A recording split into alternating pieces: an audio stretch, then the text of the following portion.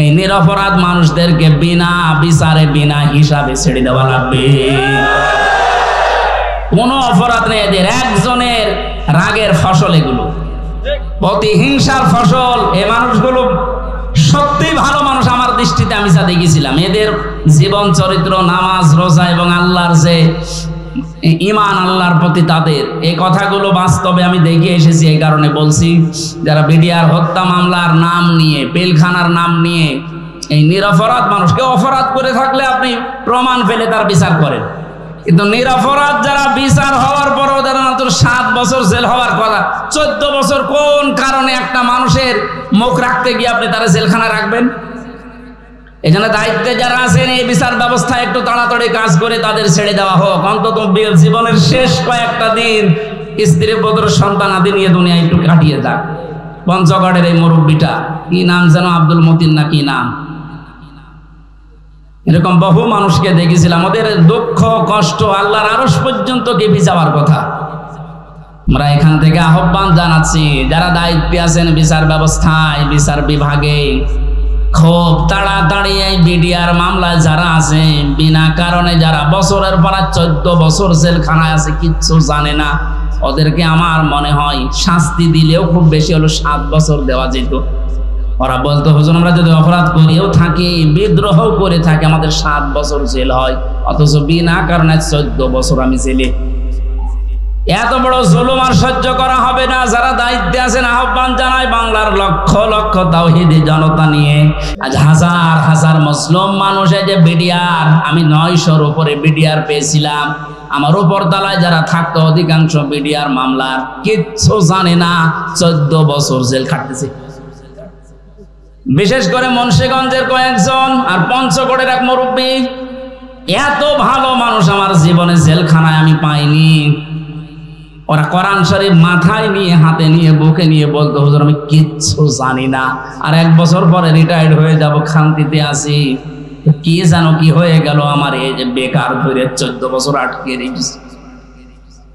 এখন যিনি দায়িত্বে আছেন, স্বরাষ্ট্র উপদেষ্টার দায়িত্ব পেয়েছেন জাহাঙ্গীর আলম, এই লোকটা কিন্তু ওই বিষয়গুলো সব তার নখদর্পণে আছে। এবার জালেমরা টের পাবে। ধোঁকা দিয়ে, বোকা বানিয়ে, মানুষের চোখে ধুলো দিয়ে বহু চিটারি বাটপারি করেছেন, এখন আর ছাড় নেই। আল্লাহ এমনি এমনি তো জালেমকে বিদায় দেয়নি। বহু মানুষের এই শব্দগুলো কি আছে, বহু মানুষের চোখের পানি, বুক ফাটা পানি, হাজারো মানুষের এগুলো জমা হয়ে আছে, আল্লাহ একবারে সব ছেড়ে দিয়েছে। পাপ যখন একেবারে শের পুজে গেছে, পরিপূর্ণ হয়ে গেছে, আল্লাহ বলেন, ইন্না বাদশা রব্বিকা লাশাদীদ, আমি ধরি না, কিন্তু ধরলে আমি আর ছাড়ি না। আল্লাহ যখন ধরেছে আর কিন্তু ছাড় নেই, কারণ এখন আল্লাহর সাহায্য এসে গেছে, বিজয় আমরা এখন দেখতে পাচ্ছি। আয়াতের পরবর্তী আয়াতটা এখন আমরা দেখতে চাই, অরাআইতান নাস ইয়াদখুলুনা ফি দীনিল্লাহ। হে নবী, আপনি যখন দেখবেন আল্লাহর সাহায্য চলে এসেছে, তখন বিজয় দেখতে পাবেন, দলে দলে মানুষ ইসলামে প্রবেশ করছে। আজ আমাদের এই দেশে কিন্তু এই দৃশ্য আমরা এখন অলরেডি দেখতে পাচ্ছি। দলমত এখন আর নেই, সবাই এখন দলে দলে পালে পালে ইসলামে প্রবেশ করছে, বিশেষ করে ইসলামী আন্দোলনে। এই যে শব্দটা কি ছিল, ফি দীনিল্লাহ, দিন কার? আল্লাহর দিনের ভেতরে। দিন কার? দিন আমাদের। কথা বলেন, দিন মুহাম্মদুর রাসূলুল্লাহর। কার দিন? আমরা কি না, আমরা দিনের খাদেম, আমরা দিনের মালিক না, আমরা দিনের কি খাদেম, কামলা, জন, মনীষ, লেবার যাই বলেন, আমরা কেউ দিনের মালিক না।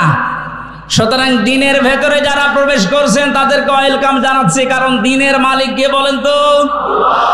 আমরা কি খাদেম, বলেন কি কামলা, খাদেম, লেবার। আমি এই যে আজকের মাহফিলের যিনি আমার ডান পাশে আছে, অধ্যাপক নজরুল ইসলামের বাবা, উনি যদি বলে এই জমিনটা আমার মতো 10 জন মানুষকে বলছে আপনারা ধান লাগান, বিকাল 5টায় আপনাদের বেতন দিয়ে দেব। বিকাল 5টা পর্যন্ত আমরা ধান লাগাচ্ছি, আর 10 মিনিট বাকি আছে। কয় মিনিট? বসো। 10 মিনিট পরে বিকালে আমাদের বেতন দিয়ে দেবে। হঠাৎ 10 মিনিট আগেই দেখি 8-10 জন মস্তান এসেছে মোটরসাইকেল নিয়ে, আর সবার হাতে সোনার ছেলেদের এখন যা বের হচ্ছে ওইটা। বিভিন্ন বিশ্ববিদ্যালয়, কলেজ এবং বিভিন্ন জায়গা থেকে সোনার ছেলেরা যা ব্যবহার করতো এটা এখন বের হচ্ছে না। হাসে দানিশ কলেজ থেকে কয়েকদিন আগে পেয়েছে, আজকে পেয়েছে ইসলামী বিশ্ববিদ্যালয় কুষ্টিয়া থেকে। সোনার ছেলেরা কলম ব্যবহার করতো 1.5 হাত। এইরকম কলম নিয়ে 8-10 জন মস্তান মোটরসাইকেলে এসে বলছে, এই ধান আর লাগানো যাবে না, ধান এখন আমরা তুলে ফেলবো। এখন জমির মালিক তো উনি নেই, আমরা 8-10 জন যারা ধান লাগিয়েছি কামলা খাদেম, আমরা যদি বলি ভাই আপনারা ধান তুলবেন তোলেন, কিন্তু আর 10 মিনিট পরে তুলি, কারণ আমরা বেতন নিয়ে নিই। 10 মিনিট না হলে উনি বেতন দেবে না, কারণ এই জমিনও আমাদের না, ধানও আমাদের না। আপনারা তুলে ফেলবেন, আমরা সহ দরকার হয় তুলবো, কিন্তু 10 মিনিট পর। কথা বলেন না কেন? এই 10 মিনিটের আগে যদি আপনারা মাস্তানি করেন, তর্কাতর্কি হবে, কথা কাটাকাটি হবে, রক্তপাত হতে পারে, এমনকি যদি মেরে ফেলা লাগে মেরেও ফেলবো, কারণ আমার বেতন দরকার। এই কথার সাথে আপনারা একমত আছেন না? সহজ ভাবে যেভাবে বুঝলেন যে হ্যাঁ এটা ঠিক, আমার বেতন লাগবে, বিকাল 5টা মানে জীবনের শেষ দিন। কথা বলো না কেন? এ জমিন কার? দিন কার? আমরা কি? আমরা ধান লাগাতে আসি এই জমিনে, দিন প্রতিষ্ঠার জন্য জান মাল বাজি রেখে মাথার ঘাম পায়ে ফেলে চেষ্টা চালিয়ে যাচ্ছি কি করে দিন কায়েম করা যায়। এখন বিকাল 5টা মানে জীবনের শেষ দিন।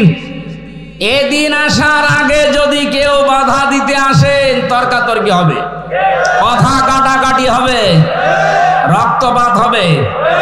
এই 17 বছর যা হচ্ছে,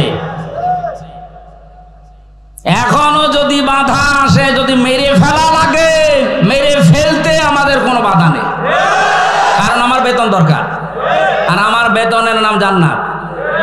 এই কথা বলেন। এদেশে যারা সত্যি দিন কায়েমের বিরুদ্ধে অবস্থান নিয়েছে, তার ভেতরে 1 নম্বরে আমার মনে হয় এই অবৈধ বিচারপতি নামে যেটা মানিক, ওর নাম নিতেও আমার ঘৃণা হয়। এ মানুষ নামে একটা যার সন্তান। কে বলেছে ওটার মানুষ? ও কথা বললে ইসলামের বিরুদ্ধে বলে। আর আমরা সূরা নূন কলমের ভেতরে জানি যারা অবৈধ সন্তান পৃথিবীতে, যারা সন্তান, ওরা কথা বললেই কোরআনের বিরুদ্ধে কথা বলবে।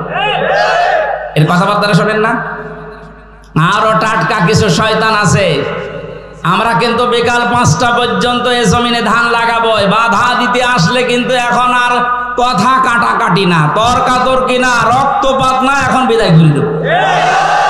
নামাই বেতন এখনো পাইনি, বলেন বেতন পেয়ে গেলে আমার অসুবিধা নেই, দিন এই জমিনে কায়েম করতেই হবে, এটা ফরজ না, এটা চেষ্টা করা ফরজ। চেষ্টা করে যাব, হলে ভালো, না হলো আমার কোনো লস নেই, আমার বেতন আছে। এখন এতক্ষণ তো কামলাদের কথা বললাম, লেবারের কথা। যিনি মালিক বসে আছে, উনি যদি এসে দেখে যা সব ধান তুলে ফেললো, উনি কিছু বলছে না, তার মানে উনি দুর্বল। এই কারণে মনে মনে চিন্তা করবেন, যিনি হয়তো এখন কিছু বলছে না, পেছনে ওনার কোন উদ্দেশ্য আছে। যেই দিন ধরবে গোপনে, বাপ বলার সময় দেবে না। এ জমিনে আজ 53 বছর চেষ্টা চালিয়েছে অনেকে, আল্লাহর খাদেমেরা, আল্লাহর গোলামেরা, কিন্তু পারছে না। আল্লাহর সৃষ্টির ভেতরে যারা অবৈধ সৃষ্টি, তারা চেষ্টা চালিয়ে চালিয়ে নস্যাৎ করে দিচ্ছে বারবার। আমার কুষ্টিয়ার এক গাদ্দার আছে, ওর নাম নিতে আমি ঘৃণা করে, যেন নাম নেই না। কথা বললে দেখবেন ইসলামী আন্দোলনের বিরুদ্ধে কথা বলে, কথা বললে একামতে দিনের যারা দায়িত্বে আছে এদের বিরুদ্ধে কথা বলে, কোনো কথা নেই। অথচ ও যদি আমার সাথেও ভোটে দাঁড়ায়, মনে হয় 10 বার ফেল করবে। খয়রাতি নৌকা নিয়ে পাশ করেছিল কয়েকবার, ধরাকে সরা জ্ঞান করে, এখন ইন্দোরের গর্ত খুঁজে পাচ্ছে না। আমার মনে হয় যে অবস্থা কুষ্টিয়ার, ওরে যদি জনগণ পায়, কুকুরের মতো পিটিয়ে মেরে ফেলবে।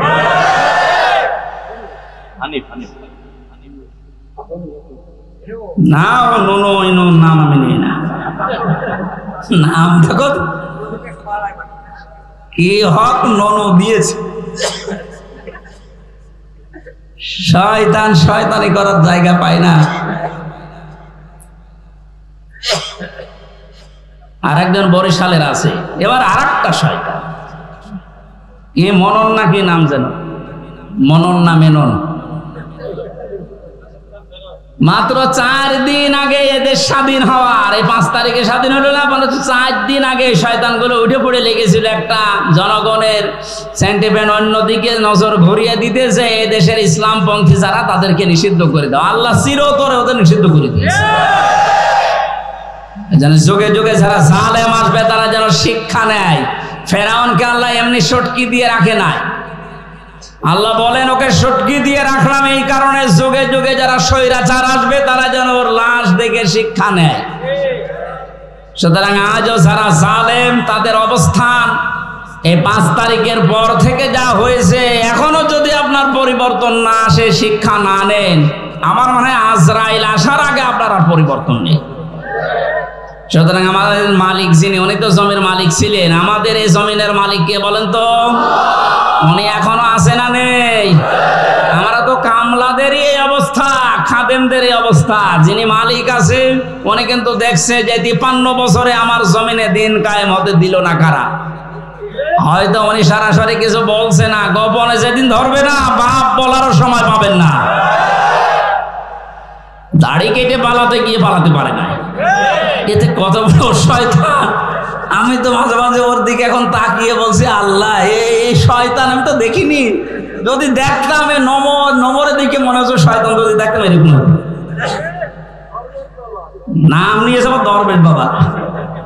দরবেশই যদি এই হয় তাহলে যেগুলো ক্লিন সেফ ওগুলো চরিত্র কত খারাপ আপনি বলেন। দরবেশই যদি এই করে, ওর দাড়ি কাটার পরে চিহ্ন দেখে মনে হচ্ছে যে একটা নমো না, কে যেন ডিম মেরেছিল, ডিম না, ওরা আরো কিছু মারা দরকার। ওর ডিম ওই জায়গায় না, বিভিন্ন জায়গায় ডিম দেওয়া দরকার। ওই শয়তানরা আমরা যখন আলেমদেরকে, বিশেষ করে মাওলানা মামুনুল হক, মাওলানা সাখাওয়াত হোসেন রাজি, আমির হামজা, এই রফিকুল ইসলাম মাদানী, হারুন ইসহার, এই আলেমদেরকে যখন এই দড়ি বেঁধে, মাথায় দড়ি দিত, হাতে হ্যান্ডকাপ দিত, পায়ে ডান্ডা বেড়ি দিত, এগুলো দিয়ে যখন আদালতে তুলতো, ওরা ওই পাশ থেকে টিপ্পনি কাট, ঠিকই হচ্ছে, এখন ডিম খাও, আমরাও এখন বলবো তো ঠিকই হচ্ছে।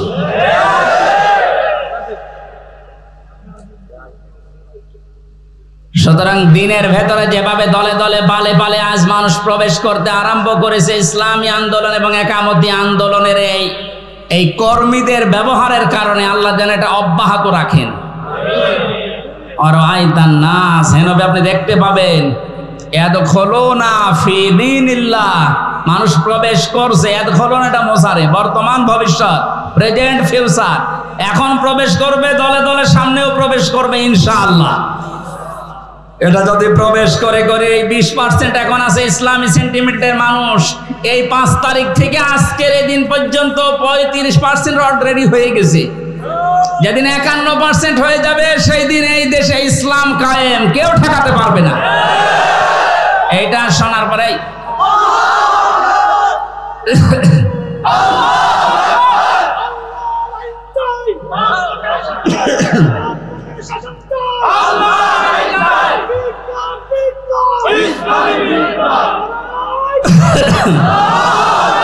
এই দৃশ্য দেখে অনেক জালেমের এখন গাত্রদাহ কিন্তু অলরেডি আরম্ভ হয়ে গেছে। ওরা তলে তলে ষড়যন্ত্র করছে, না অন্য কেউ আসুক, ইসলাম যেন দেশে না আসে। কিন্তু বাংলার জনগণ যেভাবে জুলুমের শিকার হয়েছিল, এরা কিন্তু অলরেডি বুঝে ফেলেছে যে ইসলাম ছাড়া মুক্তির আর কোনো পথ আমাদের নেই। ইসলামের হাতে যদি দেশটা তুলে দেওয়া যায়, যার যে অধিকার, যে ধর্মের লোক হোক, তার অধিকার সে ফিরে পাবে। এক কথা বলেন না কেন? অতীতের ইতিহাসগুলো আমরা পড়েছি, দেখেছি, এইটাই পেয়েছি, এটা আমরা সামনেও দেখতে চাই। কারণ এই 53 বছর বিভিন্ন মানুষ এই দেশটা চালিয়েছে, আমরা দেখলাম। কথা বলেন না কেন? বাবা চালিয়েছিল, স্বামী চালিয়েছে, কারো কারো চাচাও চালিয়েছে, বউ চালিয়েছিল, ভাবি চালিয়েছিল। এখন শুধু দেখতে বাকি আছে যে এই কোরআন দিয়ে দেশ চললে কেমন দেখা যায়। সিবগাতাল্লাহ ওয়া মান আহসানু মিনাল্লাহি সিবগা। আল্লাহ বলেন আমি আল্লাহর চাইতে সুন্দর রং পৃথিবীতে কারো নেই। সুতরাং এই রং দিয়ে যদি এই দেশটা ইউনিয়ন পরিষদ থেকে সংসদ পর্যন্ত চলে, এটা একটা মিনি জান্নাত হয়ে যাবে। মুসাফির অবস্থায় আছি, মাজলুম অবস্থায় এখনো আছি, এখনো মাজলুম নেই, কারণ এই জেলা আমার জন্য নিষিদ্ধ ছিল, আল্লাহ ওপেন করে দিয়েছে, এখন আর মাজলুম নেই। যারা বাধা দিত ওই জালেমরা, এখন ওই শয়তানরা আমাদের কাছে অনুমতি নিয়ে কাজ করছে। কুষ্টিয়া সহ বাংলাদেশের 64 জেলাতে ইসলামপন্থীদেরকে আজ যারা জালেমের সহযোগী ছিল তারা ডাক দিয়ে দিয়ে বলছে, হুজুর কি করা লাগবে বলে। কেন 2 দিন আগে যে উল্টাপাল্টা কথা বলতে আল্লাহর ভুল ধরতো, এইটাও আমি পেয়েছি, অথচ মুসলমান। আমি কয়েকজনের নাম বললে বলতে পারতাম, আমার মামলার যে আয়ু এই লোকটার বাড়ি মাদারীপুরে, আসলেই ও মাদারি। এই শয়তানটা আল্লাহর ভুল ধরতো, বলতো আল্লাহর এই কাজ করা ঠিক হয়। ওর ইমান আছে আর ও মরে গেলে ওর জানাজা কিসের, ওর কবরে কিসের, ওর পুড়িয়ে ফেলা লাগবে। ওর নাম মিজানুর রহমান, তাতে কি? নাম তো সুন্দর নাম নিয়েছে, অথচ কাজ পুরা উল্টা। আমি আমারটা বলছি কারণ আমারটা আমি ভালো জানি। আমারে ধরার পরে আমার বাবার কাছে বলে 10 লাখ টাকা দেন, নাইতো মামলা দেবো 50টা। মনে হচ্ছে মামলাও বানাবে। কি বিচার চলছিল দেখেন তো। আর প্রতিদিন টিভির সামনে শয়তান বসে বসে বলতো আমি ন্যায় বিচার কায়েম করছি। কিসের ন্যায় বিচার? আমার একটা ঠুনকো মামলা, মানে মুরগি চুরিও না, মূল্য চুরিও না। মুরগি চুরি মূল্য চুরি করলো সর্বোচ্চ 3 মাস জেল হয়। কয় মাস? আর আমার এই ঠুনকো মামলা দিয়ে সিএমএম কোর্ট, জজ কোর্ট, হাইকোর্ট সহ 30 বার মামলা তোলে, 33 বার মামলা তোলে, না জামিন নেই, ওপরওয়ালার নিষেধ। মনে হচ্ছে যে আল্লাহ নিষেধ করেছে। হাইকোর্টের একটা বিচারপতি যদি বলে আমার কিচ্ছু করার নেই, তোর ওই চেয়ারে বসার সাথে ভ্যান চালানো ভালো না? এরকম অবস্থায় বানিয়ে রেখেছিল প্রত্যেকটি জায়গায়, আর সব মুখ খুলছে। অবৈধ আইন মন্ত্রী যেমন পেছনে ডিম দেওয়ার কারণে মুখ খুলে ফেলিস যে আমি কিচ্ছু করি না, সব হাসিনা করতে ফেলিস, সব এরা মুখ খুলবে। আয়না ঘরের যিনি দায়িত্ব ছিল এই শয়তানটা জিয়াউল হাসান, এর এখন ওই জায়গায় রাখা দরকার। ওর বউ, ছেলে, মেয়ে, স্ত্রী, পুত্র সব আলাদা রেখে, ব্যারিস্টার আরমানকে তো 8 বছর রেখেছিল, ওরা 8 দিন রেখে দেখেন ওই এমনি পাগল হয়ে যাবে। আর ও বলে আমি কি করেছি যে আমার এত কষ্ট দিচ্ছ, কি করেছো তুমি টের পাচ্ছ না, তুমি শুধু ফরিদপুরের এই 4 রাস্তার মোড়ে আসো, কি করেছো তোমার দেখাচ্ছ। খেলা হবে, খেলা হবে, সে খেলা পালিস। এই কথাটা বলার কারণ হচ্ছে অনেকে এখনো ষড়যন্ত্র করবে, যে জানছে যে এভাবে 20% ইসলামী মানুষ ছিল এই দেশে, 96% যদিও মুসলমান, কিন্তু ইসলাম কায়েম করা লাগবে এরকম পক্ষে ছিল মাত্র 100 জনের 20 জন। এই 5 তারিখ থেকে আজকের এই দিন পর্যন্ত জরিপ বেরিয়েছে 35 জন হয়ে গেছে। যদি আর একটু এভাবে যেতে যেতে 51 হয়ে যায়, এ দেশে ইসলাম কায়েম ঠেকাবে কার বাবার শক্তি আছে বলে। এখন জালেমরা এই কথা, এই দৃশ্য দেখে বসে থাকবে? ওরাও চেষ্টা চালাচ্ছে, চেষ্টা চালিয়েও ব্যর্থ হচ্ছে বারবার। এখন আবার হিন্দুদের লাগিয়েছে, পারবে না, কোনো চেষ্টা সফল হবে না। কারণ এ দেশের বিজয় আল্লাহ, শুধু ছাত্রদের নাম বলছি, শুধু ছাত্রদের না, হাজার হাজার মজলুমের চোখের পানি এই বিদায়ের পেছনে লুকিয়ে আছে। আল্লাহ তুমি যেহেতু ঘোষণায় দিয়েছো যে ফিদিনিল্লাহি আফওয়াজা, দলে দলে মানুষ প্রবেশ করবে, তোমার সাহায্য যখন এসেছে, বিজয় যখন আমরা দেখতেই পেলাম, অন্তত দলে দলে তোমার বান্দাদেরকে ইসলামে তুমি প্রবেশ করাও। ফাসাব্বিহ বিহামদি রাব্বিকা ওয়াস্তাগফির। আল্লাহ বলেন এখন তোমাদের কাজ কি হবে? যখন দেখবে যে দলে দলে মানুষ প্রবেশ করছে, তখন কাজ হবে আল্লাহর হামদ করা, প্রশংসা করা। হামদ কি? আজ এই হামদ শব্দটা নিয়ে ভেজাল আছে। বাংলাদেশ, ভারত, পাকিস্তানের বিভিন্ন জায়গায় আল্লাহর হামদের নামে যত রকমের শিরিক বেদাত হচ্ছে, এর নাম হামদ না। জিকির একটা প্রশংসা না, হামদ না। এই হামদকে নিয়ে আজ হাজারো মানুষ শিরিক বেদাতের ভেতরে লিপ্ত হয়ে গেছে, এ জেলাতেও আছে। সুতরাং আপনাদেরকে আমরা আহ্বান জানাবো, আল্লাহর হামদ যেভাবে করা লাগে প্রশংসা, ঠিক ওইভাবে করেন। আল্লাহর আইন প্রশংসা করা, এটা আল্লাহর সবচাইতে বড় হামদ। কথা বলুন। এর ভেতরে 500 আইন আছে। কয়টা? এটা যদি এদেশে প্রতিষ্ঠিত হয়ে যায় আল্লাহর হাম তখন কার্যকর হবে। আস্তাগফির, ইস্তেগফার করা লাগবে। ইস্তেগফার আর তাওবা এক জিনিস নয়। কেউ যদি সব সময় শুধু আস্তাগফিরুল্লাহ আস্তাগফিরুল্লাহ আস্তাগফিরুল্লাহ পড়তে পারে তাহলে তার টেনশন আল্লাহ নিজের থেকে দূর করে দেয়। এই আমলটা আমি সহ যারা এসেছি জারি রাখবো, সব সময় যেখানে থাকবেন সব সময় আস্তাগফিরুল্লাহ আস্তাগফিরুল্লাহ মনে মনে জোরে জোরে পড়ে। আর তাওবা এটা আলাদা জিনিস। তাওবা যদি সত্যিই কেউ করে, ওর পেছনের অপরাধ আল্লাহ শুধু মাফ করে না, পুরা জায়গাটা আল্লাহ ফাঁকা করে দিয়ে নেকি দিয়ে ভরাট করে দেয়। এই জন্য ইন্নাহু কানা তাওয়াবা, অবশ্যই আল্লাহ তাওবা কবুলকারী। আমরা এই বিজয় পেয়ে, এই সাহায্য পেয়ে আমরা যেন উশৃঙ্খল হয়ে না যাই। আমাদের বাংলাদেশ জামাত ইসলামী কেন্দ্রীয় আমির যিনি আছেন ডক্টর শফিকুর রহমান, ওনার পক্ষ থেকে আহ্বান জানিয়েছে 5 আগস্ট স্বাধীনতা আন্দোলনে যেসব ছাত্র জনতা এবং ভাইয়েরা বোনেরা শহীদ হয়েছেন তারা এখনো হাজার হাজার অসুস্থ হয়ে পড়ে আছে। কুষ্টিয়ায় 5 তারিখে 14 জন শহীদ হয়েছে, প্রায় 100-র উপরে আহত হয়ে হাসপাতালে, কারো লজ্জার স্থান নেই।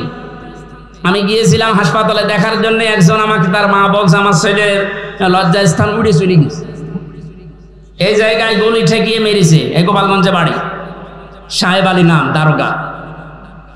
এই জায়গায় ঠেকিয়ে বাচ্চাদেরকে মাথায় ঠেকিয়ে মেরেছে, একেবারে সরাসরি সাক্ষী আছে। এখন কুষ্টিয়ায় ঢুকতে পারে না, ওরা যদি পায় কুষ্টিয়াবাসী পিটিয়ে মেরে ফেলবে।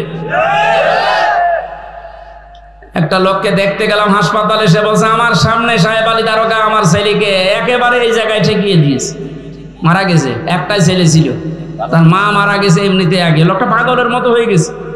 আমার যতটুকু সামর্থ্য ছিল শহীদদের বাড়িতে বাড়িতে গিয়ে এবং হাসপাতালে 2 মাস চলার মতো যা লাগে আমি দিয়েছি। এখন আরো যারা বিত্তবান আছে তাদের উচিত, কারণ তাদের জন্য আজ আমরা স্বাধীন হলাম, মুক্তভাবে নিজের মত প্রকাশ করতে পারছি, স্বাধীনভাবে বুক ফুলিয়ে কথা বলতে পারছি, ঘুরে বেড়াতে পারছি। এটা স্বাধীনতা না? কি অবস্থায় ছিলাম বলেন তো আপনি?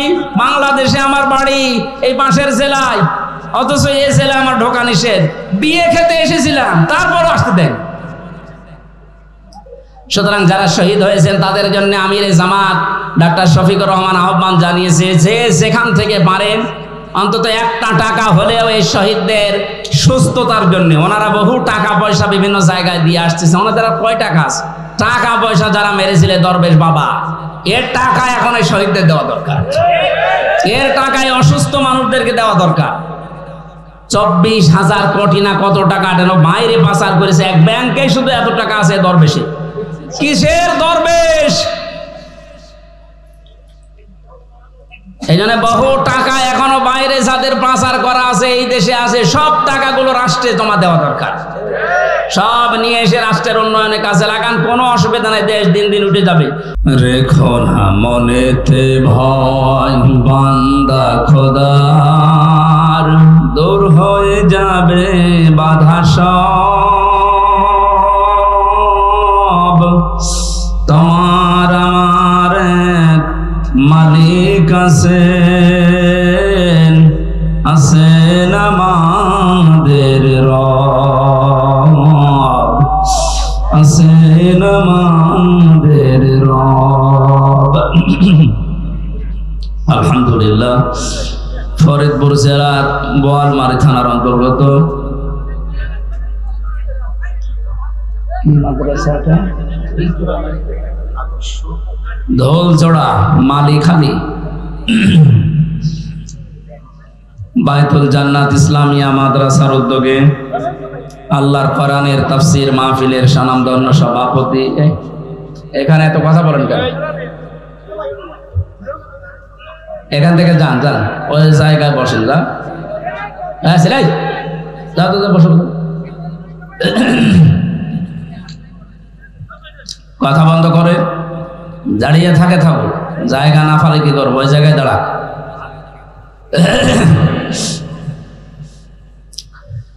মাহফিলের এতক্ষণ পর্যন্ত যারা আলোচনা রাখলেন কুষ্টিয়া থেকে আগত ইসলামিক চিন্তাবিদ, শিক্ষাবিদ, শ্রদ্ধাভাজন ব্যক্তিত্ব আলহাজ হাফেজ মাওলানা জুলফিকার আলী কুমারখালী, আতালাল্লাহু উমরাহু ওয়া বারাকাল্লাহু ফি হায়াতি, বলেন আমিন। আলোচনা রেখেছেন আপনাদের ফরিদপুরের সন্তান জনাব মাওলানা ফজলুর রহমান। এ মাহফিল যার মাধ্যমে নিয়েছি আপনাদের এই গ্রামের কৃতি সন্তান ইসলামিক চিন্তাবিদ জনাব মাওলানা নজরুল ইসলাম। মঞ্চে বসা ওলামা ইকরাম, সামনে বসা মুসলমান ভাইরা, পর্দার আড়ালের সম্মানিত মা এবং বোনেরা, প্রশাসনের ভাইরা, প্রাণ প্রিয় ফরিদপুরবাসী, স্বাধীন দেশে এখন কথা বলছি আলহামদুলিল্লাহ। আমার মনে হয় মাসখানেক আগেও এসেছিলাম পরাধীন অবস্থায়, এখন এসেছি স্বাধীন অবস্থায়। কোরআনের অনুষ্ঠানগুলো যারা বাধা দিত এখন তারাই আমাদের কাছে অনুমতি নিচ্ছে। এইটাই স্বাধীনতা এবং পরাধীনতার পার্থক্য। আমরা পরাধীন ছিলাম, স্বাধীন দেশেও আমরা ছিলাম পরাধীন, এখন আমাদের দেশে আমরা এখন স্বাধীন। এটা যে কত বড় নিয়ামত স্বাধীনতা, বাস্তবতা এখন আমরা টের পাচ্ছি যে আল্লাহ আমাদেরকে এটা দান করলেন। কোরআনে আল্লাহ জানিয়েছেন, যে তেলাওয়াত হচ্ছিল, ওয়ালা সাউফা ইউতিকা রাব্বুকা ফাতারদা, হে নবী অতি শীঘ্রই আপনাকে আমি এমন কিছু দেব যাতে আপনি খুশি না হয়ে পারবেন না। আমার মনে হয় আয়াতটা এখন বাংলাদেশের এই 2024 সালের জন্যই নাজিল হয়েছে। আমরা এত বেশি খুশি হয়ে গেছি এই জুলুম নির্যাতনের পরে যে ওয়ালা সাউফা, দুইটা তাকিদ দিয়েছেন, লাম একটা, সাউফা একটা। আল্লাহ বলেন অবশ্যই অবশ্যই অতি শীঘ্রই, ইউতিকা, হে নবী আপনাকে আমি দান করব, দেব, রব্বুকা ফাতারদা, আপনার রব আপনাকে এমন কিছু দেবেন যে আপনি খুশি হয়ে যাবেন। 1500 বছর আগে বিশ্ব নবী যেমন খুশি হয়েছিলেন মক্কা বিজয় হওয়ার পর, আমার তো মনে হচ্ছে সারা বাংলাদেশের বিভিন্ন জায়গায় ঘোরাফেরার পরে 5 তারিখের পর থেকে আমরা ঠিক ওই রকম খুশি হয়েছি। খুশি হলে মানুষ কি করবে আল্লাহ জানিয়েছে। মানুষের ঘর বাড়ি ভাঙা না, মানুষের সম্পদ আত্মসাৎ করা না, জুলুম অত্যাচার বাড়িয়ে দেওয়া না, কি করবে আল্লাহ বিজয় পেলে, খুশি হলে? কোরআনে কারিমে আল্লাহ জানিয়েছেন। আমরা কোরআনে থেকে ওই বিষয়গুলো সামনে নিয়ে আসবো ইনশাআল্লাহ। যে আল্লাহ আমাদেরকে এখনো পর্যন্ত সুস্থ রেখে কোরআন শোনার জন্য এই ময়দানে নিয়ে আসলেন। হাজারো মানুষ এলাকায় আছে, সবাইকে আল্লাহ নিয়ে আসেন। এটা আমাদের নিজেদের ক্রেডিট নয়, আল্লাহর দয়া। আল্লাহ যাকে ভালোবাসেন, মাইয়ুরিদিল্লাহু খায়রা ইউফাক্কিহু ফিদ্দীন, নবীজি জানিয়েছেন আল্লাহ যার কল্যাণ কামনা করেন তাকে দ্বীনের জ্ঞান দান করেন। এখানে এসেছি দ্বীনের জ্ঞান অর্জন করার জন্য, নাকি অন্য উদ্দেশ্য আছে আমাদের? না। জায়গাটা ভেজা, বিভিন্ন জায়গায় বৃষ্টির পানি এখনো জমে আছে, কাদা, অনেকে বসতে পারছে না ঠান্ডার কারণে দাঁড়িয়ে আছে। তারপরও কোরআন শোনার জন্য যে আশা আমরা দেখাচ্ছি, যে আকাঙ্ক্ষা, আল্লাহ যেন এটা কবুল করে ওমরের মতো বানিয়ে দেন। এ কোরআনে কারিম হযরত ওমরকে যদি জিরো থেকে হিরো বানাতে পারে, আমরা তো এমনি হিরো, নাকি? বলছে ঠিক, আমরা যে হিরো, এই হিরোই থাকলে হবে না, আরো উপরে ওঠা লাগবে। লাতার কাবন্না তবাকান আন তবাক, হে নবী সে জায়গায় আছেন, হবে না, ওখান থেকে উপরে ওঠা লাগবে। সুতরাং দল মত জাতি বর্ণ ধর্ম নির্বিশেষে বাংলাদেশ আমরা সবাই একটা পরিবার। সবাই কি বলেন তো? এই পরিবারকে আজ উপরে উঠতে হবে। ষড়যন্ত্র এখনো থেমে নেই, বিভিন্ন কায়দা কৌশলের চেষ্টায় ছিল জালেমেরা, কিন্তু পারে নাই, এখনো পর্যন্ত চালিয়ে যাচ্ছে। আজকে একটা ভিডিও দেখলাম, অনেক হিন্দুরা পর্যন্ত বলছে মন্দিরে যে হামলা হয় আমরা জানি না, অথচ ভারতের টিভিতে প্রচার হয়। সেই দিন আর একটা দেখেছিলাম, জিজ্ঞাসা করছে যে আমার ভাই, আমার বোন, আমার এক আত্মীয় 40 বছরের সাজানো সংসার, সে হিন্দু হওয়ার কারণে এই 5 তারিখের পরে সব হারিয়ে ফেলেছে। সাংবাদিক বলছে কোথায়? মেহেরপুরে। কোথায়? পরে জানাবো। যাই একটু চাপ দিয়ে বলেছে, বলেন তো দেখি সত্যি করে। তখন তেড়ে যাচ্ছে মারার জন্য। তারা এই মানুষগুলো এ দেশের না, এরা এই মেহেরপুরের এই পাশে এই বর্ডার পার হয়ে এসে দেশের মানুষকে কালার করতে মিডিয়ার সামনে দেখাতে চাচ্ছে যে দেশে সংখ্যালঘু নির্যাতন হচ্ছে। বাংলাদেশের অন্তর্বর্তীকালীন সরকারের প্রধান উপদেষ্টা যিনি ডক্টর মোহাম্মদ ইউনূস, উনি ক্ষমতা নেওয়ার পরে যে কথাগুলো বলেছিলেন তার অন্যতম এই সংখ্যালঘু এই ধোয়া তুলে যারা এই দেশকে অস্থিতিশীল করার চেষ্টায় আছেন তাদেরকে আমি কড়া বার্তা দিই, ভারতের বুকে মুসলমানেরা সংখ্যালঘু, ওরা যেমন নিরাপদে আছে এই দেশের সংখ্যালঘু ছাড়া ওরাও নিরাপদে থাকবে ওই রকম। আপনি সহ্য করতে পারবেন? মসজিদ ভেঙ্গে দিয়ে মন্দির বানানো হচ্ছে, এই বাংলাদেশে এরকম ইতিহাস নেই, আছে কিন্তু প্রতিবেশী রাষ্ট্রে আছে। নামাজ পড়তে দাঁড়িয়েছে, নামাজের ভেতরে পেছন দিক থেকে লাথি মারছে, এইটাও দেখলাম। এদেশে পূজা করছে, পূজারত অবস্থায় কাউকে মেরে ফেলেছে, লাথি দিচ্ছে, আমরা এটা দেখতে তো পাইনি, কোনোদিন শুনিও নি। জানা আপনারা যা করছেন নিজের দিকে তাকিয়ে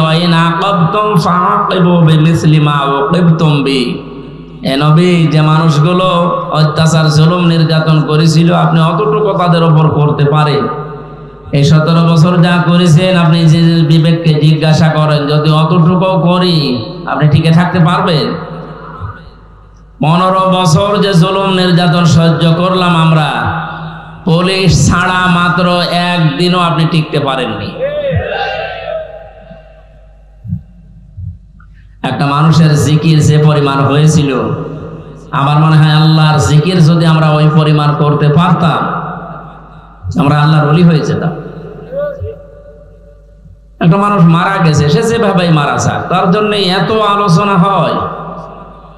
তাদের আলোচনা হলে মানুষের অন্তরে তৃপ্তি লাগে। কাদের? আল্লাযীনা আমানু তাতমাইন্নু কুলুবুহুম বিযিকরিল্লাহ, আলা বিযিকরিল্লাহি তাতমাইন্নুল কুলুব।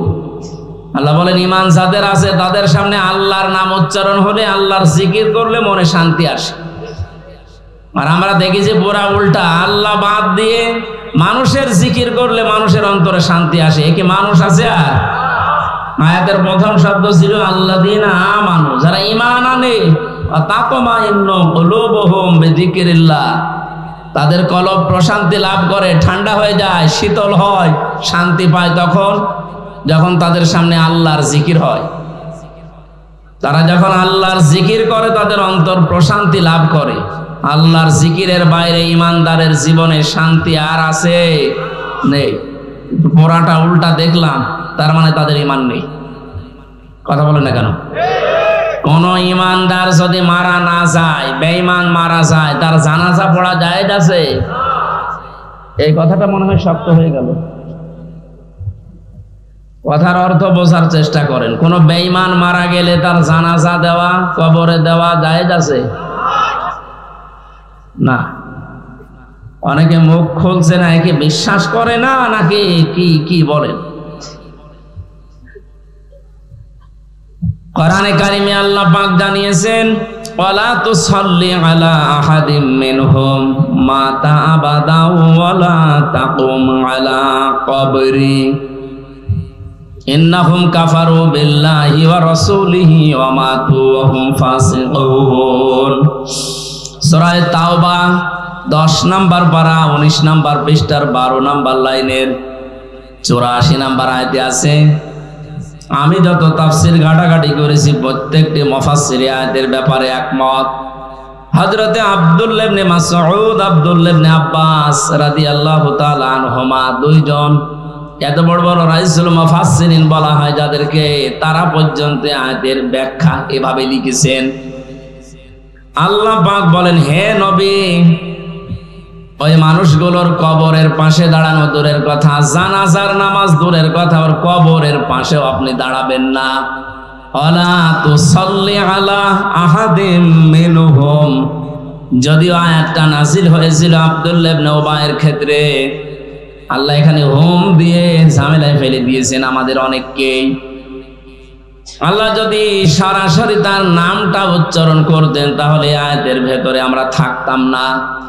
ওয়ালা তুসাল্লি আলা আহাদিম মিনহুম, এই যে হোম, এটা বহুবচন, এটা জমির। রব্বুল আলামিন জানিয়েছেন, হে নবী, এই মানুষের কবরের পাশে দাঁড়ানো আপনার জন্য নিষেধ, তাদের জন্য দোয়া করা পর্যন্ত নিষেধ।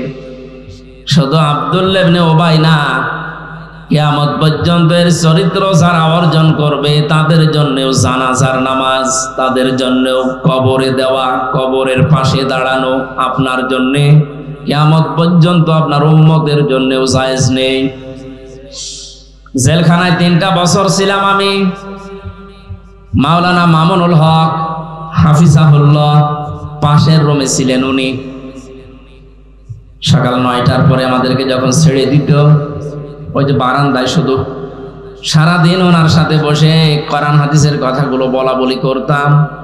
আমার মনে হয় প্রতিদিন উনি আমাকে এই নসিহতটা করতেন, হামজা, বাইরে যদি কোনোদিন যেতে পারি, কোনোদিন কোনো কাফের মুশরিক বেঈমানের জানাজা পড়াবো না, কবরেও যাব না।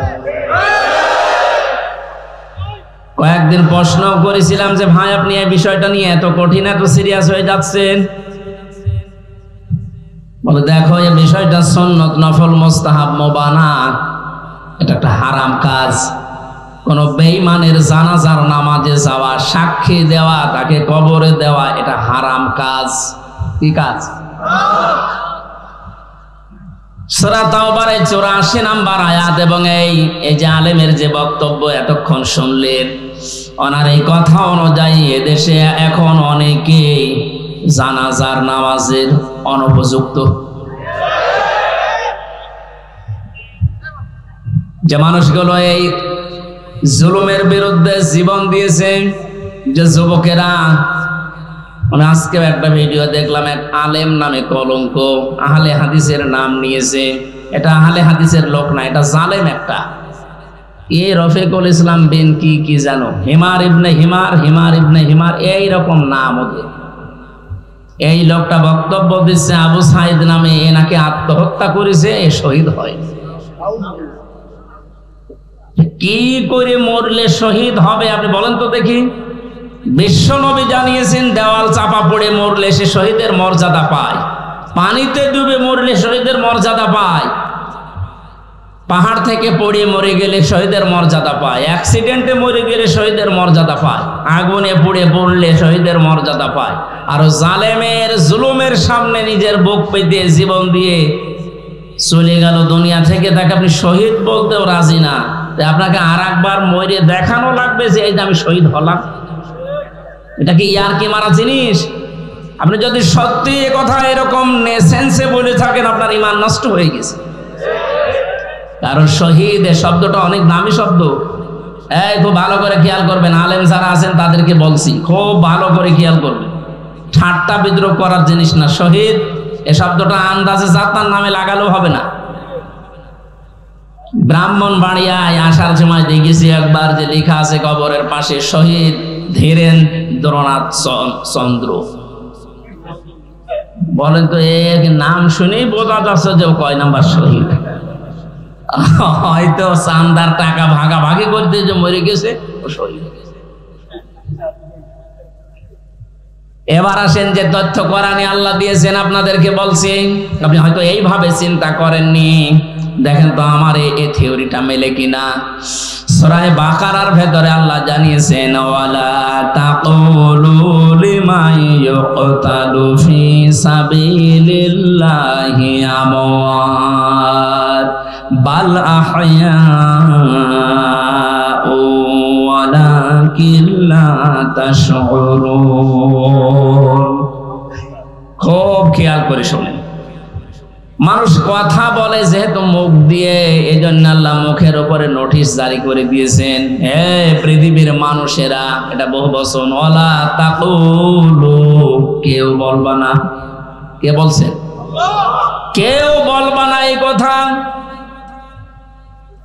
যে মানুষগুলো আমি আল্লাহর রাস্তায় শহীদ হয়েছে, জীবন দিয়েছে, এদেরকে মৃত বলবা না যে এমনি এরা মরে গেছে, না। বাল আহয়াউন, বরং এরা জীবিত। ওয়ালাকিন লা তাশউরুন, কিন্তু তোমরা এটা টের পাও না। তাহলে মুখ দিয়ে কেউ কোনোদিন শহীদদের ব্যাপারে উল্টাপাল্টা কথা বলবেন না।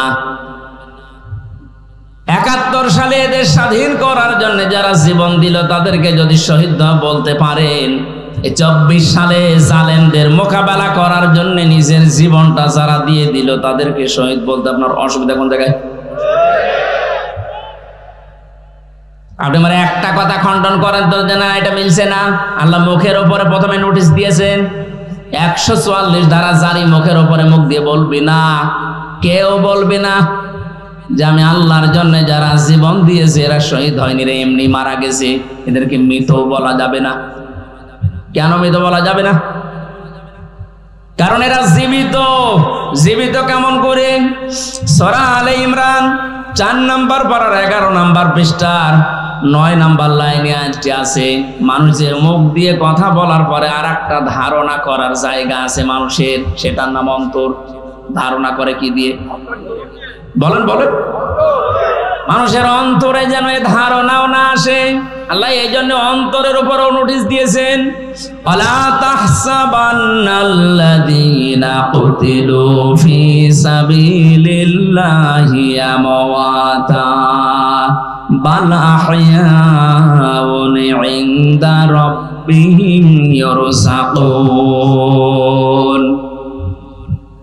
আল্লাহ পাক বলেন, হে পৃথিবীর মানুষেরা, কেউ কোনোদিন ধারণাও করবা না অন্তর দিয়ে যে আমি আল্লাহর জন্য যারা শহীদ হয়েছে এদের মরে গেছে, নাই বলবা না। বলা তো যাবে না, ধারণাও করা যাবে না। কেন? বালাহয়াউন, বরং তারা জীবিত, ইনদা রাব্বিহিম ইরযাকুন, এবং তারা তাদের রবের কাছে রিজিক পাচ্ছে। আমি প্রশ্ন করি আপনাদেরকে, মানুষ ঘুমিয়ে থাকলে খাওয়া লাগে? কথা বলেন না কেন? জীবিত থাকলে, জেগে থাকলে খাওয়া লাগে। সুতরাং যারা শহীদ হয় এরা ঘুমায়ও না, এ মানুষগুলো মারাও যায় না, এরা একটা জায়গা থেকে আর এক জায়গায় স্থানান্তরিত হয়, জায়গা পরিবর্তন করে আর এক জায়গায় চলে গেছে। এই মানুষগুলো জীবিত আছে, জিন্দা আছে, এবং শুধু জীবিত না, আল্লাহ নিজে তাদেরকে খাওয়াচ্ছে। শহীদ আল্লামা দেলাওয়ার হোসাইন সাইদি রহমতুল্লাহ আলাইহি, কেউ যদি বলেন মারা গেছে, না, উনি মারা যায়নি, ওনাকে মেরে ফেলা হয়েছে।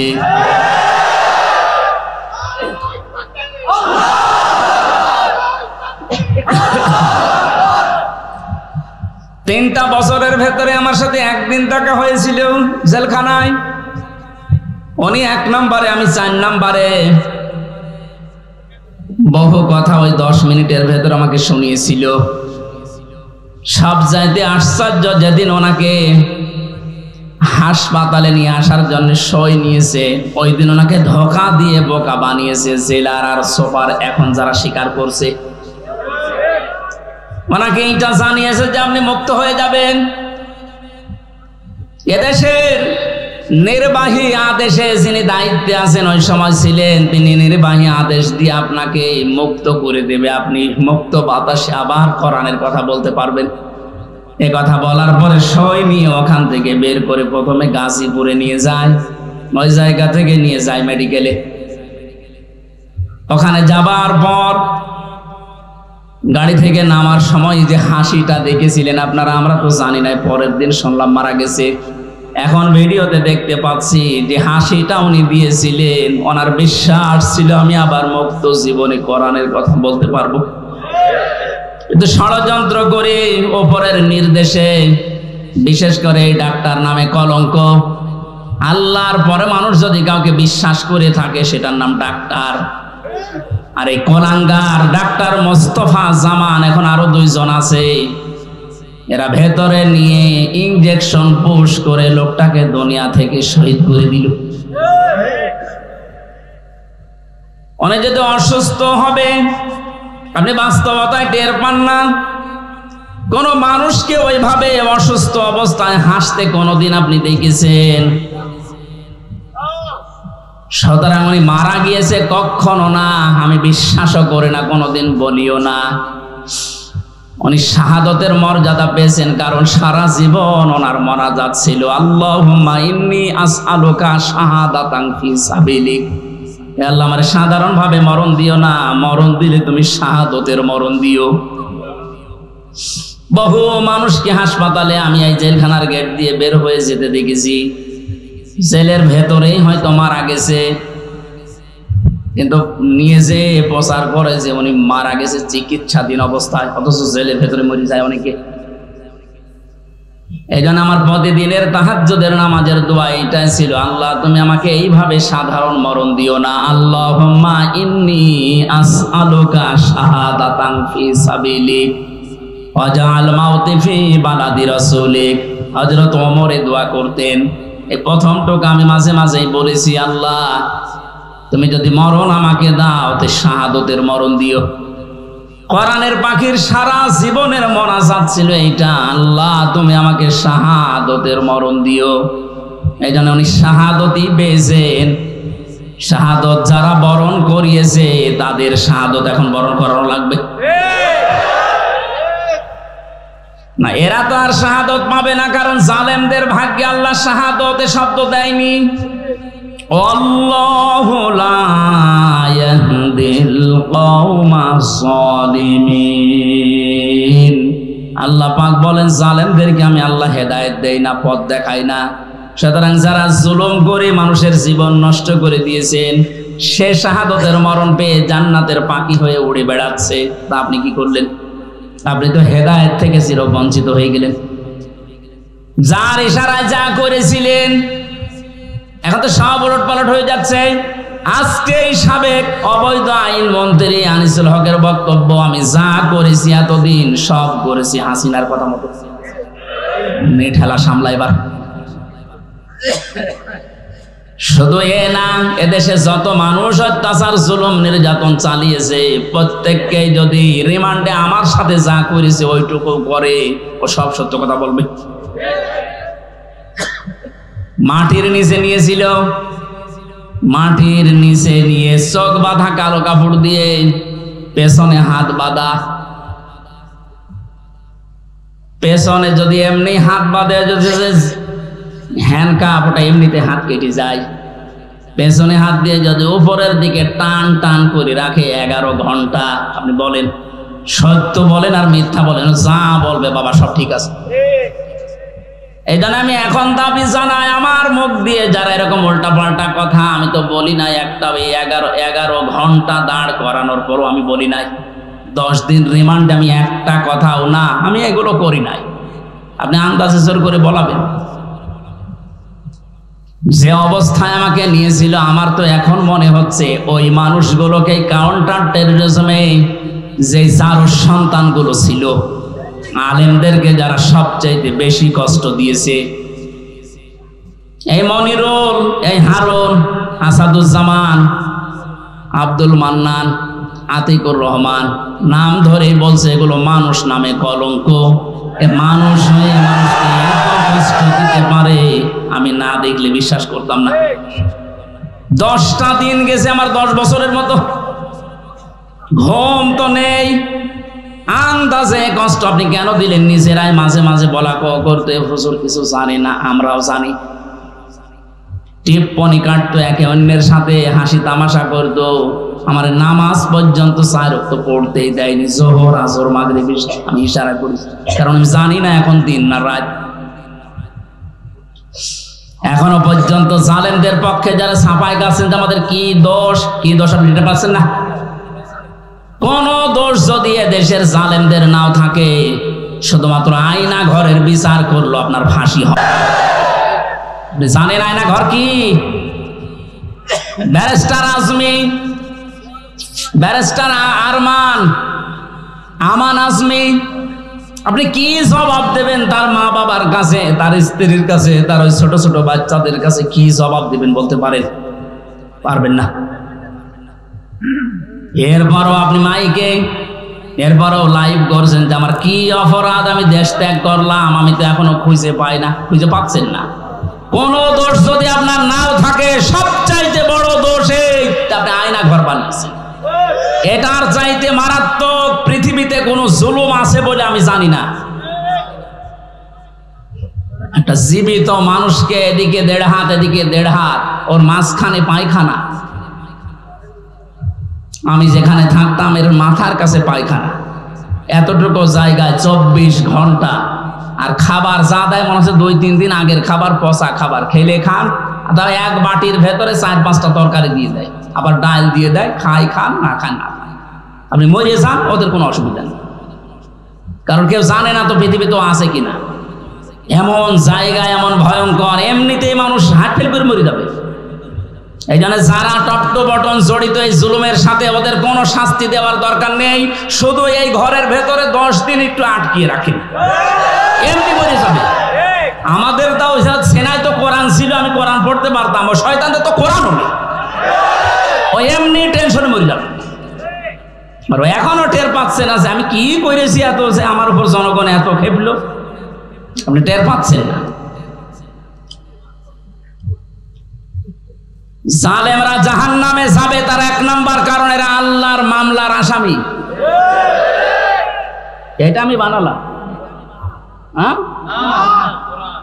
সূরা শুরার 42 নাম্বার আয়াতে আল্লাহ জানিয়ে দিয়েছেন, ইন্নামাস সাবিলু আলাল্লাযিনা ইয়াজলিমুনান নাস, অবশ্যই আমি আল্লাহ মামলা দেব তাদের বিরুদ্ধে যারা মানুষ হয়ে মানুষের উপরে জুলুম করছে। সুতরাং এই 15-17 বছর যারা জুলুম করেছেন, আপনি হামজার মামলার আসামি না হলেও আপনি আল্লাহর মামলার আসামি। সাধারণ মানুষ মামলা দিয়েছে দরবেশ বাবার নামে, আনিসুল হকের নামে সাধারণ মানুষ মামলা দিয়েছে, এক গরিব মানুষ। তারপরেও ওই বাংলাদেশে হাজার হাজার লক্ষ উকিল থাকার পরেও এই লোকটার পক্ষে কোনো উকিল এখনো দাঁড়ায়নি।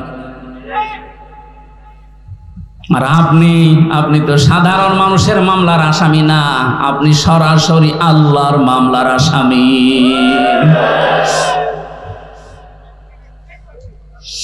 এজন্য আমাদের সাবধান হওয়া দরকার, এখান থেকে শিক্ষা নিতে হবে, আমরা যেন আবার আল্লাহর মামলার আসামি হয়ে না যাই। এদের জন্য হেদায়েত কামনা করলেও হেদায়েত হবে না, কারণ কোরআন নিষেধ করেছে, আল্লাহু লা ইয়াহদিল কওমাজ জালিমিন। ইয়াহদি এটা মোজারে, বর্তমান ভবিষ্যৎ, প্রেজেন্ট ফিউচার। জালেমদেরকে আল্লাহ হেদায়েত দিচ্ছে না, দেবেও না। এখন যদি আল্লাহ জালেমদের হেদায়েত দেয় তাহলে কোরআন শরীফ মিথ্যা হয়ে যাবে না? এজন্য তোর কপাল খারাপ, এর সাথে যারা জড়িত ছিল তাদেরও কপাল খারাপ।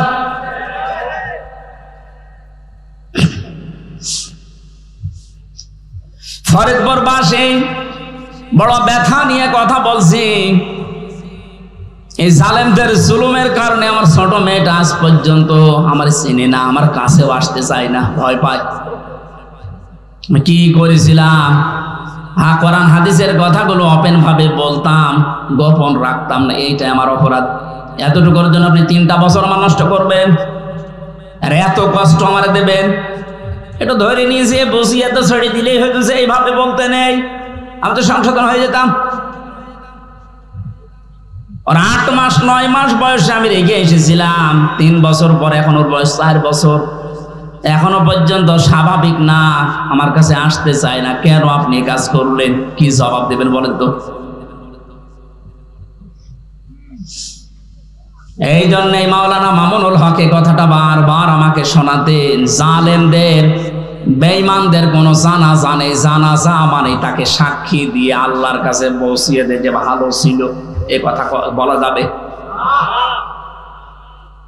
এই জন্য আমরা সাবধান হচ্ছি, আপনাদেরকেও সাবধান করছি। এখনো জুলুমের পক্ষে যদি আপনি স্ট্যাটাস দিয়ে যান, জুলুমের পক্ষে ছাপাই গান, আপনিও জালেম, আপনিও চিহ্নিত। আপনি মারা গেলে আপনার জানাজা পড়া, কবরে দেওয়া জায়েজ নেই, কারণ আপনি এমনিতেও জাহান্নামে যাবেন, অমনিও জাহান্নামে যাবেন। জালেমের জন্য জান্নাত হারাম, কথা বলছেন এখানে। জালেমের জন্য জান্নাত হারাম, মানে জালেম হচ্ছে আল্লাহর মামলার আসামি। এটা ছোটখাটো বিষয় না, অনেক ওজনওয়ালা কথা আল্লাহর। আমরা অনেকেই মনে করি আল্লাহ কি দেখে না? ব্যারিস্টার আরমানের এই কষ্ট কি আল্লাহ দেখে না? হাওয়ালা তাহসাবান্নাল্লাহা গাফিলান আম্মা ইয়ামালুস সালিমুন। ইন্নামা ইউআখিরুহুম লিয়াউমিন তাশখাসু ফীহিল আবসার। আল্লাহ পাক বলেন, হে নবী, আপনি কি মনে করেন যে জালেমদের সম্পর্কে আমি কোনো খোঁজ রাখি না? আমি সবচাইতে বেশি খবর রাখি জালেমদের ব্যাপারে। ওদেরকে আমি ছাড় দিয়েছি ওই দিন পর্যন্ত যেদিন চক্র উল্টিয়ে যাবে। আজ ঠিক তাই হচ্ছে। জালেমদের সাথে দেশের মানুষেরা এমন আচরণ করেছে, অনেকেই চোখ উল্টিয়ে আটকিয়ে উঠছে। হইল কি? বিশেষ করে ঝিনাইদহ কিরণ চেয়ারম্যান, ওরে পিটিয়ে মেরে জালেমকে গাছের সাথে না ওই পিলারের সাথে টাঙিয়ে মরার পরও পিটিয়েছে। দুনিয়া আটকে উঠেছে। যে হচ্ছে কি? আবু সাইদকে যে লোকটা সজ্ঞানে স্বেচ্ছায় গুলি করে হত্যা করেছিল, তার জনগণ পিটিয়ে ন্যাংটা করে টাঙিয়ে রেখেছে, তাও উল্টো করে। ইন্নামা ইউআখিরুহুম লিয়াউমিন তাশখাসু ফীহিল আবসার। আমার তো মনে হচ্ছে কোরআনের এই আয়াত এখন খাপের খাপ, মমতাজের বাপ সব মিলিয়ে যাচ্ছে। জালেমদেরকে আমি আর একটা স্মরণ করাচ্ছি। এখনো যারা জালেমদের পক্ষে কথা বলেন, যা জালেমদের পক্ষে যারা আছেন, তারা সাবধান হন। কোন জালেম যদি টার্গেট নেয় কোন জায়গায় পৌঁছাতে, আমার আল্লাহ বলেন ওকে আমি ছাড় দিতে দিতে এমন জায়গায় পৌঁছাই, ওই সফলতা পাওয়ার আগেই ওর তার আমি কেটে দেই। এটা তাফসীরে তাবারীর ভেতরে আছে, যদিও দুর্বল, তার জন্য শিক্ষার জন্য আমি বলছি। হযরতে হুদ আলাইহিস সালাম দাওয়াতি কাজ করছিলেন। সবচেয়ে বেশি বাধা তাকে দিয়েছিল ওই জামানায় যে লোকটার নাম আমরা শুনি জান্নাত বানিয়েছিল, সাদ্দাত। যখন হযরতে হুদ আলাইহিস সালাম দাওয়াত নিয়ে গেলেন, যে জান্নাতের কথা জাহান্নামের কথা তাকে শোনালেন, আল্লাহর নাফরমান বান্দা ডাক দিয়ে বলে, তুমি আল্লাহর নবী দাবি করো, তোমার আল্লাহর জান্নাত আমার লাগবে না, আমি নিজে জান্নাত বানাবো, তুমি শুধু জান্নাতের আইটেম গুলো বলো যে কি কি পাওয়া যাবে। হযরতে হুদ নবীর কাছে সব শুনলেন যে স্বর্ণের ইট হবে, রূপার ইট হবে, বিশাল সাম্রাজ্য তার, যেখানে যত স্বর্ণ পাওয়া যায়, রূপা পাওয়া যায়, সবগুলো পেয়াদাদেরকে দিয়ে জোগাড় করেছে এক জায়গায়। 22,000 শ্রমিক কাজে লাগিয়েছে। 20 বছর ধরে ধরে জান্নাত মনের মতো করে বানাচ্ছে। হযরত হুদ আলাইহিস সালাম যা যা বলেছিলেন একেবারে ওইভাবে হুবহু বানানোর চেষ্টায় আছে। স্বর্ণের ইট তৈরি করার জন্য তো স্বর্ণ লাগবে, যেখানে যা পাওয়া যায় সব নিয়েছে। মুফাসসির লিখেছেন, আল্লাহর এক বান্দি বিধবা, বিয়ে হওয়ার পরে স্বামী মারা গেছে, মা বাবা নেই, এতিম। এই মেয়েটার স্বর্ণ ধরে যখন টান দিয়েছে, মেয়েটা তখন মাটিতে গড়াগড়ি দিয়ে কান্নাকাটি করেছিল যে আল্লাহ, আমি একেবারে নিঃস্ব মানুষ, আমার স্বামী নেই, মা বাবা নেই, আমার শেষ সম্বলটুকু কেড়ে নিয়ে যে জালেম তার স্বপ্ন পূরণ করার জন্য ইচ্ছা পোষণ করেছে, তার এই স্বপ্নের জান্নাতে তুমি তাকে পৌঁছাতে দিও না। এই দোয়াটা করেছিল ওই বিধবা, ওই মজলুম মহিলা। আল্লাহ রাব্বুল আলামিন বলেন, পৃথিবীতে 3 জনের দোয়া সঙ্গে সঙ্গে কবুল হয়ে যায়, কোনো পর্দা থাকে না, তার ভেতরে একজন মাজলুম। এ যদি সত্যি মন থেকে কিছু বলে, আল্লাহ পাক ওটা সঙ্গে সঙ্গে আরশে তুলে নেয়। এটার প্রমাণ এ হারুন। আমি রিমান্ডে থাকাকালীন জেলখানায় ছিলাম প্রথম 2 মাস ওই ছোট হুজুরের সাথে, যে রফিকুল ইসলাম মাদানী। আমার রাতের বেলা কেঁদে কেঁদে বলতো, রিমান্ডে নিয়ে আমার ওই যে কি ঢাকার হাতির জেল, রাত 12:30টা 1টার দিকে ওখানে নিয়ে গিয়ে সম্পূর্ণ উলঙ্গ করে আমার ছবি তুলে হাতের ভেতরে সিগারেট লাগিয়ে বলতো, খান, আমরা ছবি তুলবো, এইটা ছেড়ে দিয়ে জনগণকে জানাবো যে হুজুর এরকম 2 নাম্বার।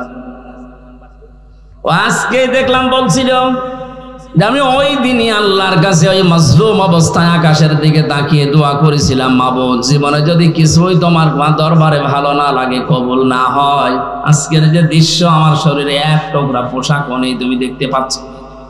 আমি একটা যুবক মানুষ, আমার অনেকে মনে করি ছোট মানুষ, পিসকি মানুষ না, ওর বয়স এখন 27-30 বছর, কারণ ওই সময় ছিল 27 জেলখানায় 3 বছর, 30 বছর বয়স। 30 বছর বয়সের মানুষ কি ছোট? কথা বলেন। দোয়া করেছিল, মাবুদ তুমি আমার এই দোয়াটা কবুল করো, মাজলুম অবস্থায় তুমি তো মোনাজাত ফেরত দাও না। এই হারুন, এই টিভি হারুনের কারণে আজ আমার এই অবস্থা, ও নাকি অর্ডার দিয়ে দিয়ে আমার এটা করাচ্ছে। জিজ্ঞাসা করেছে যে অফিসার করেছিল, এসআই স্যার আপনি সত্যি করে বলেন তো আমার যে হাল করলেন, এ নাজেহাল অবস্থা হারুন স্যার কি জানে? ওরা হাসি দিয়ে বলেছে, হারুন স্যার জানে মানে ওই করাচ্ছে। সঙ্গে সঙ্গে ওই সময় দোয়া করেছিল, মাবুদ তুমি ওকেও আমার মতো এরকম কিছু দেখায়ও। দেখিয়েছেন আল্লাহ জনগণের সামনে, আমার আল্লাহ এই পৃথিবীতেই দেখিয়ে দিয়েছে কিভাবে লজ্জা স্থান মানুষকে দেখাচ্ছে এই শয়তান। আমার একজন দেখিয়ে বলছে, হুজুর এই দেখেন কারবার। আমি নাউজুবিল্লাহ আস্তাগফিরুল্লাহ, কি ও কয়েকদিন পরে স্ট্যাটাস দিয়েছিল আমি বাইরে যেতে পারি না, বাইরে গেলে মানুষ বলে 3 ইঞ্চি। কি একটা অপমান! মাত্র কয়েক সেকেন্ডের ভিডিও পাস হয়ে ও সব হারিয়েছে। ওর কয়েক সেকেন্ড না, সারা জীবন যেদিন আল্লাহ ফাঁস করবে, এ জালেমের সেদিন কোন উপায় থাকবে? টাকলা মোরাদের মাত্র 6 মিনিট 8 সেকেন্ড। কি ওর নাম? মাহিয়া, মাহিনা কি নাম, এই মহিলার সাথে একটা অডিও রেকর্ড ফাঁস হয়েছিল মাত্র 6 মিনিট 8 সেকেন্ডের। ও সব গেছে। আমার তো মনে হয় এই জালেমদের দরে যারা ছিল এই দেশে, ওদের সহযোগী যারা, এদের হাজার হাজার ভিডিও অডিও রেকর্ড জমা হয়ে আছে। সাংবাদিক ইলিয়াস এখন মাঝে মাঝে ছাড়তেছে। আল্লাহ তার ফেরেশতাদের দিয়ে যেটা রেকর্ড করে রেখেছে অডিও ভিডিও, কিয়ামতের ময়দানে কোটি কোটি মানুষের সামনে ওগুলো আল্লাহ ছাড়বে। 30 সেকেন্ডের ভিডিও যদি 3 ইঞ্চি নাম শোনো, এই 50 বছরের ভিডিও আল্লাহ যেদিন ছেড়ে দেবে বোরাটা, মুখ দেখাতে পারবো না। শেষ পর্যন্ত এই মহিলার দোয়া আল্লাহ এমন ভাবে কবুল করেছিলেন, জান্নাত বানানো কমপ্লিট। শেষ করার পরে ডাক দিয়েছে, এত সিকিউরিটি দিয়ে সাজিয়েছে, একটা পিপিলিকা পর্যন্ত প্রবেশ করার কোনো কায়দা নেই। জান্নাতের গেটে যাবার পরে দেখে একজন ফকির বসে আছে। ফকির ডাক দিয়ে বলে, বাদশাহ আমার সাথে কিছু কথা বলা লাগবে আপনার। রেগে বলছে, তুমি কে, এখানে আসলে কি করে? এখানে তো কোনো মানুষ আসার অনুমতি নেই, কথা যদি বলাই লাগে পরে বলবো, আমি আগে জান্নাত দেখে আসি। ফকির ডাক দিয়ে কানের কাছে মুখ নিয়ে বলছে, বাদশাহ আমি কিন্তু দুনিয়ার সাধারণ ফকির না, আমি আজরাইল। মাথাটা একটু কাত করো ঘোড়া থেকে, আমি কথাটা বলে চলে যাব। কানের কাছে মুখ নিয়ে বলছে, আমি এসেছি তোমার জান কবজ করার জন্য, রেডি হও। ওই সময় বলেছিল, ফেরেশতা একটু সময় দাও, আমি শুধু জান্নাতটা ঘুরি, এখানে আসার পরে আমার জানটা নিয়ে নিও। ফেরেশতা ওই সময় বলেছে, কখনোই না। ইদা জাআ আজালুহুম লা ইস্তাখিরুনা সাআতাও ওয়া লা ইস্তাকদিমুন। আল্লাহ পাক বলেন, এই পৃথিবীতে যখন যার সময় এসে যাবে, 1 সেকেন্ড আগেও তার মরণ হবে না, 1 সেকেন্ড পরেও মরণ হবে না। নির্ধারিত সময় লোকটাকে আল্লাহ বিদায় দিয়ে দেবে। এরপরেও ঘোড়ার পা থেকে জান্নাত পর্যন্ত পৌঁছাতে ও সর্বাত্মক চেষ্টা চালিয়েছিল। আল্লাহর ফেরেশতা ঘোড়া থেকে পা জান্নাতের যে বানানো জান্নাত, ওর চৌকাঠ পর্যন্ত স্পর্শ করার আগেই জান কবজ করে ফেলেছে। মুফাসসিরে আয়াত আর তাফসীর করতে গিয়ে তিনি কয়েকটা কারণ দিয়েছেন কেন জান্নাতে প্রবেশ করতে পারলো না ওর বানানো। 1 নম্বরে আমি প্রায় এখানে 26টা কারণ পড়েছিলাম, সবগুলো আমার মনেও নেই, কয়েকটা বলছি। প্রথম নাম্বারে কারণ হচ্ছে ওই যে মজলুম মহিলা, যার শেষ সম্বলটুকু কেড়ে জালেম তার স্বপ্ন পূরণ করার জন্য চেষ্টা করেছিল, ওই মহিলার দোয়া আল্লাহ কবুল করে নিয়েছিলেন। রব্বুল আলামিন আমার শেষ সম্বলটুকু যে কেড়ে নিল, ওই জালেম যেন তার বানানো স্বপ্নে প্রবেশ করতে না পারে। আজও হাজার হাজার আবু সাইদ, মুগ্ধ, আবু রায়হান সহ কত মানুষের মার বাবা রাতের বেলা চোখের পানি ছেড়ে দিয়ে দোয়া করেছে, আল্লাহ আমার বুকটা যে খালি করে দিল, তাকে তুমি জমিনে জায়গা দিও না। নবীজির কথা 100% সত্য কিনা বলেন তো? উনি যে বলেছিলেন মুসলিমের দোয়া আল্লাহ ফেরত দেয় না, আবু সাইদের মায়ের দোয়া আল্লাহ ফেরত দিয়েছে। বাংলার জমিনে আল্লাহ জায়গা দেয়নি, 1 ইঞ্চি জায়গা তার জন্য এখন আর বৈধ না। যত মামলা এখন শুরু হয়েছে, এভাবে যদি চলতে থাকে 8-10 দিন, আশ্রয় যেখানে নিয়েছে, যারা সুশীল সমাজ আছে দাবি করছে, ওরা বলছে ওই দেশেও তারে আর জায়গা দেবে না, ওখান থেকেও বিদায় দিতে বাধ্য হবে।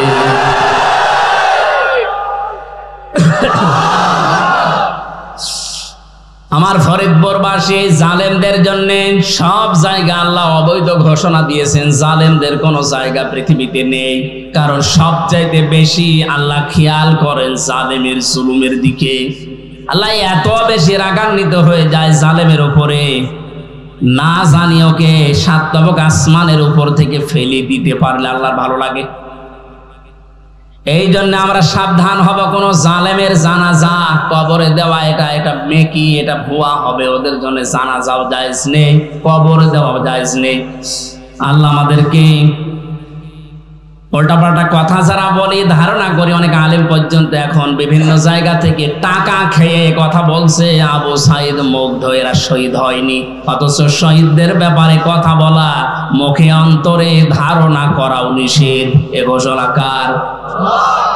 আপনাদের বানানো মনে হচ্ছে? সূরা বাকারা, সূরা আলে ইমরানের আয়াত দিয়ে আমি দলিল দিয়েছি, মুখ দিয়েও বলবেন না কোনোদিন, অন্তরে ধারণাও করবেন না, কারণ এদের মর্যাদা এত বেশি আল্লাহর দরবারে, যাকে থেকে আল্লাহ শাহাদতের মরণ দেয় না। কত মানুষ চেষ্টা চালাচ্ছে, তারপরও মরতে পারে না। ওয়ালিয়ালামাল্লাহুল্লাযীনা আমানু ওয়া ইয়াত্তাখিযা মিনকুম শুহাদা আল্লাহু লা ইউহিব্বুজ জালিমিন।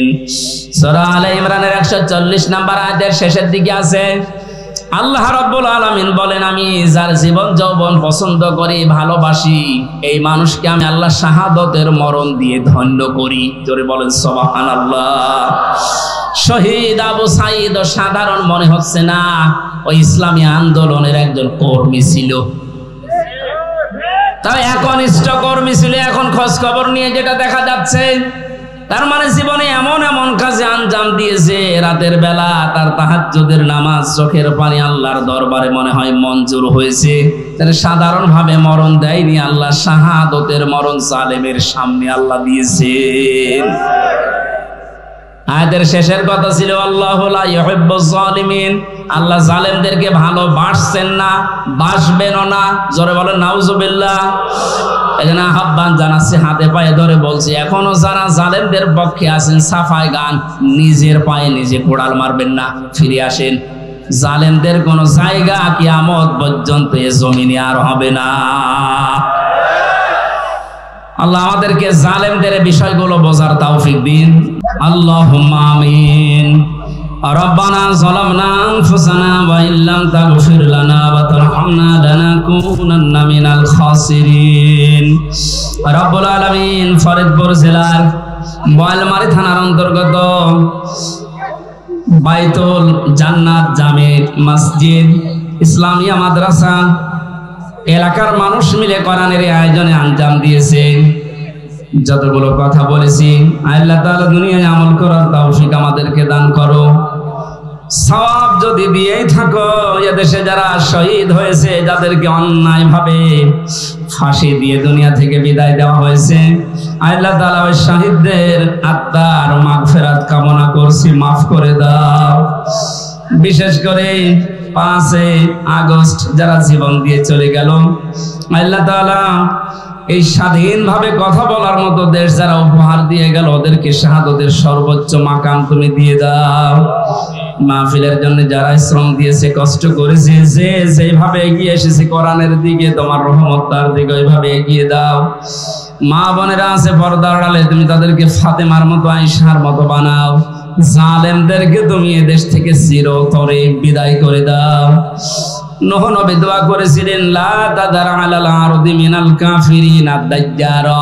আল্লাহ জালেমদের একটা আন্দা বাচ্চা পর্যন্ত জমিনে যেন জীবিত না থাকে, তুমি জালেমদেরকে জমিন থেকে চিরতরে বিদায় দিয়ে দাও। ইসলাম দিয়ে দেশ চলছে, কোরআন দিয়ে চলছে, এটা যেন চর্মচোখে দেখতে পারি, এই পরিবেশ ফিরিয়ে দাও। রব্বির হামহুমা কামা রব্বায়ানি সাগীরা। আমরা অনেক অসুস্থ আছি, শেফায়ে কামেলা আজেলা নসিব করো। আল্লাহ তাআলা অধ্যাপক মাওলানা নজরুল ইসলাম কোরআনের জন্য আমাকে ভালোবাসে, এলাকায় যাদেরকে নিয়েছে কোরআনের জন্য কাজ করে, আল্লাহ সবাইকে তুমি হেদায়েত দিয়ে দাও। তার বাবা এখানে বসে আছে, বাম পাশে আছে মুরব্বী যত এখানে বসে, প্রত্যেকটিকে তুমি ওমরের মতো, হযরত আবু বকরের মতো কবুল করো। এলাকায় মাঠের নিচে যত মানুষ শুয়ে আছে এই কোরআনের অনুষ্ঠানের কারণে মাফ করে দাও। বারাকাল্লাহু লানা ওয়া লাকুম ফিল কোরআনিল আযীম। মরণ আসলেই যেন পড়তে পারি লা ইলাহা ইল্লাল্লাহু মুহাম্মাদুর রাসূলুল্লাহ। সালাম। খ্যাতনামা ইসলামিক স্কলারদের বক্তব্য শুনতে আমাদের সঙ্গেই থাকুন। নিয়মিত আপডেট পেতে সাবস্ক্রাইব করে বেল বাটনে প্রেস করুন। Rosary 24. Enjoy the Holy Quran.